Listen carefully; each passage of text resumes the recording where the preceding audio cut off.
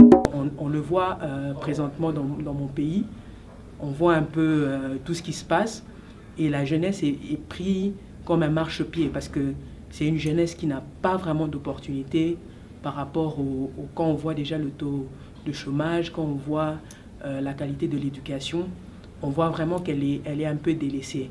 Donc nous, en tant que jeunes, on s'est décidé parce que quand quelqu'un ne fait pas quelque chose pour toi, toi en retour, tu dois faire quelque chose pour toi-même. Je suis Arlène Agniro, je viens du Congo-Kinshasa et je suis coordonnatrice d'une association des jeunes, Avenir Citoyen, et en même temps je suis entrepreneur social. J'ai une entreprise sociale qui est dans la formation des jeunes, dans la culture entrepreneuriale et aussi sur le développement personnel.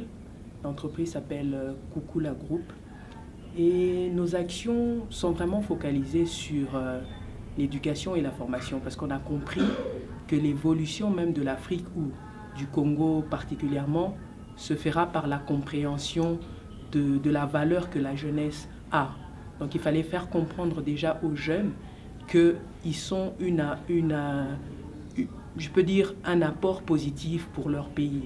Parce qu'à chaque fois, on a l'habitude de dire à la jeunesse quel est l'avenir du pays, mais l'avenir se prépare. Et comment préparer cet avenir-là? Lorsqu'on ne sait pas ou on n'a même pas des objectifs à atteindre, on navigue, d'où il faut connaître là où on va. Et cette connaissance vient en s'éduquant. Et on a aussi renforcé, nos actions renforcent un peu le côté économique des choses, parce que c'est bien beau de s'engager, de montrer un peu le côté des droits, parce que quand on a des droits, il faut les connaître, et aussi quand on a des droits, il faut les travailler, il faut les connaître et puis les vivre. Et parmi les droits, il y a aussi ce droit économique, parce vu la situation du pays, souvent on voit le côté politique des choses, mais moi j'ai toujours dit que si un jeune a une opportunité, surtout économique, parfois même son influence dans la politique sera plus grande que quand il n'a rien. Donc on s'est dit que nous sommes, en étant l'avenir de notre pays, on devrait préparer cet avenir.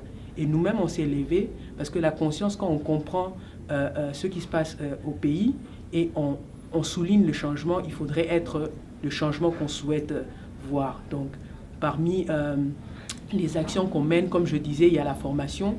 Et dans ce genre de formation, nous créons aussi des plateformes d'expression parce que dans mon pays, le Congo, on n'a vraiment pas de cadre de discussion, d'échange, parce que nous, on se dit que chaque jeune a une valeur, chaque jeune a un talent, et parfois, c'est l'expression qui nous manque.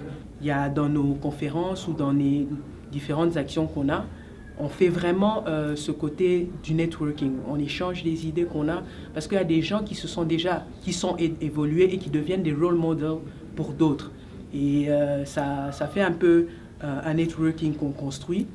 Et par rapport aussi à d'autres pays africains, on se dit cette solidarité doit être construite par l'expérience aussi que les autres connaissent.